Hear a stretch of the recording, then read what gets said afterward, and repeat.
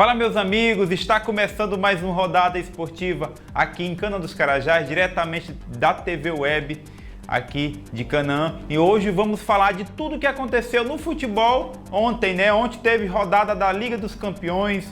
Hoje vamos falar também da final, primeiro jogo da final do Campeonato Paraense, que hoje lá em Marabá joga Águia e Remo no primeiro jogo da grande final. Vamos falar de Copa do Brasil, vamos falar de tudo sobre o futebol aqui pela TV Web. Com oferecimento de Wender Calçados e Confecções e Salão Vanessa Campos, está começando mais uma rodada esportiva aqui em Cana dos Carajás. E vamos começar falando sobre a final do Campeonato Paraense. Hoje tem jogo lá em Marabá, a torcida do Águia já está lá vibrando, né, com a equipe do Águia. Hoje, a partir das 20 horas, é o primeiro jogo da grande final do Campeonato Paraense, né? Primeiro jogo lá em Marabá, o Remo vai enfrentar uma equipe embalada no campeonato. Já o Remo está na lanterna do Campeonato Brasileiro da Série C. E hoje a partida promete, viu? O Águia é muito forte na sua casa. Vamos mostrar como é que está a recepção do Águia de Marabá lá em Marabá. Tá aí os torcedores vibrando aí com a equipe do Águia. Inclusive, esse jogo é um jogo histórico, né? Esse treinador aí é um treinador muito novo, mas é um cara que tem bastante experiência e já fez história no Campeonato Paraense. Tá aí o Axel, que é considerado um dos melhores goleiros hoje do Norte, né? Fazendo uma bela campanha. E vamos ver como é que ficou, como é que foi, né, a campanha do Remo. Do Águia. Vamos começar pelo Águia.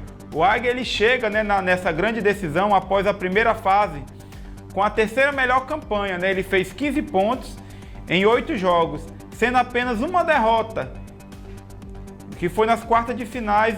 O Azulão despachou o Castanhal. E nas semis acabou com o sonho dos 50 títulos, né, do Paysandu. Ele acabou derrotando o Paysandu na véspera de completar os 50 títulos.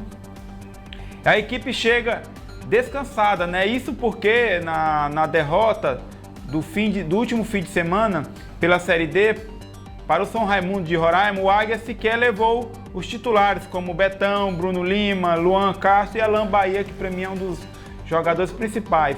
Também não levou Adalto e Luan Parede. O Águia segue, né, na minha opinião, segue favorito para esse jogo de hoje. Com certeza, eu acredito que vai vencer do Remo em casa. Eu quero ver a torcida do Remo me cobrar no próximo programa. Agora vamos falar um pouco mais sobre o Remo, né? O Remo que chega aí com derrotas aí do Campeonato Brasileiro da Série C e está fazendo aí seu último treino, né, antes de enfrentar a forte equipe do Águia, é um dos jogadores principais aí do Remo, né? Já o Remo, ele alcançou a final do Parazão sem tantos percalços, né? Sem tanto tropeço. Na primeira fase o Leão perdeu apenas um jogo, o Repá, né, que foi na época da reinauguração do Mangueirão. Nas quartas eliminou o Caeté, enquanto nas semis deu fim às inspirações do Cametá. Apesar da boa campanha no Parazão, o Clube Azulino chega a um momento de crise à final. O Remo perdeu todos os 3 primeiros jogos da Série C e amarga a lanterna do Campeonato Brasileiro da Série C. O técnico Marcelo Cabo por pouco não deixou o time. Ainda assim, o Leão vive a expectativa do bicampeonato. Pois é, o Remo enfrenta o Águia hoje e não é a primeira vez, né, que os dois se encontram numa final.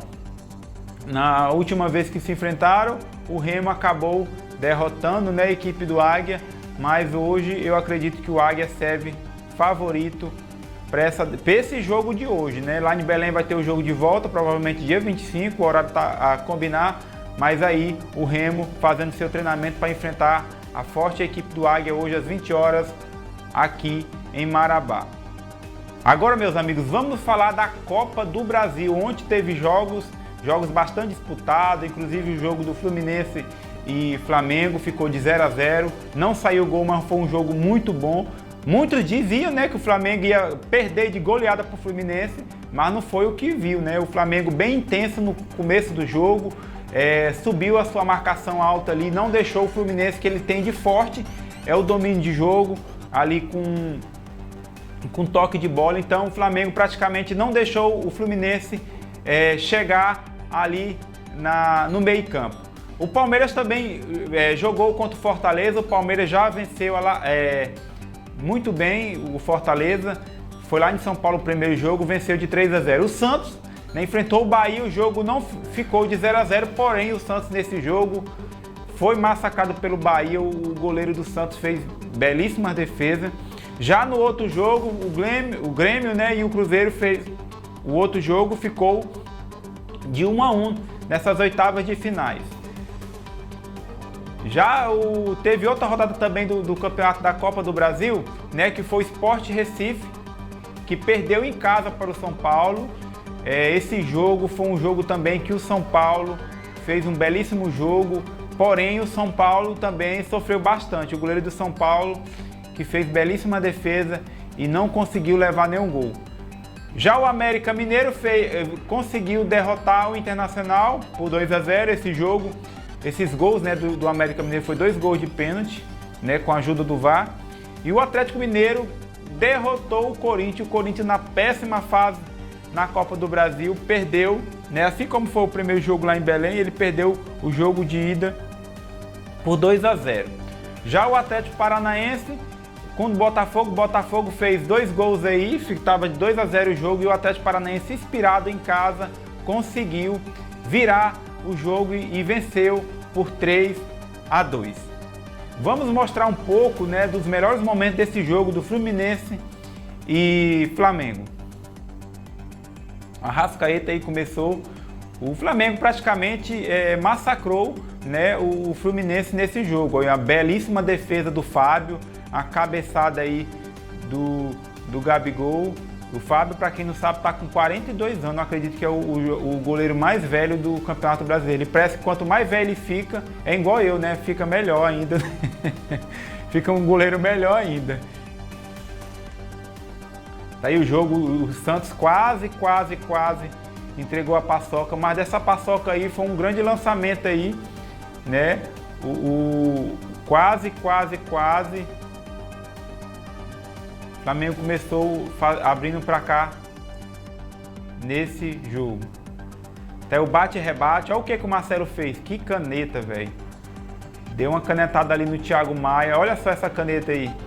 O Marcelo, que ele acabou sendo substituído aí no primeiro tempo ainda. Aos 35 minutos ele acabou saindo do jogo com a leve contusão ali, né? E o treinador resolveu tirar. Olha o Ganso aí, o Ganso perdeu um gol aí cara a cara. Para quem não sabe, o Ganso ele começou no Tuna Luz, né? Tuna Luz aqui de Belém do Pará, o Ganso, para quem não sabe, ele é paraense aí, tá vivendo uma ótima fase. O Cano, né, nada fez, né? Que é o atacante principal, o jogador principal do Fluminense. Para não fazer injustiça, o Fluminense também tava com alguns desfalques aí, praticamente não tinha nem banco de reserva. Olha o Gabigol.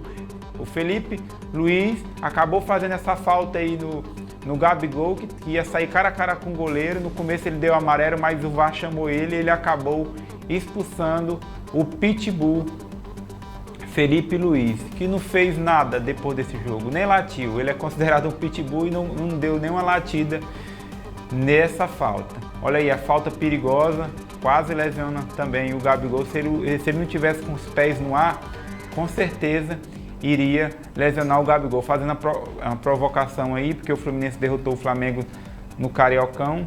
Olha o gol que o Arrascaeta perdeu cara a cara. Então é isso aí, pessoal. Esse jogo não saiu do 0-0, né? Mas foi o jogo principal para mim dessa Copa do Brasil. Vamos falar agora da Champions League. Ontem, o Manchester City em casa massacrou o Real Madrid por 4-0. Na Inglaterra tá dando o que falar esse jogo, na Europa em si, né? Essa belíssima partida aí, conduzida pelo o Haaland, né? Que teve essa chance aí. Que defesa do Courtois que ele fez, o Haaland.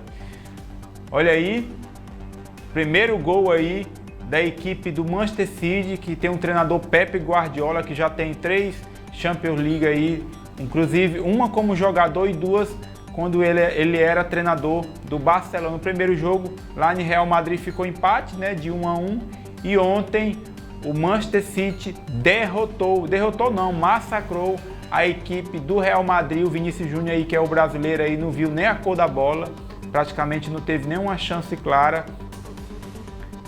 Aí o Kevin De Bruyne, que é o batedor oficial de falta, que nós brasileiros conhecemos bem, né? Ele é jogador da Bélgica, que derrotou a gente nas quartas de final da Copa do Mundo.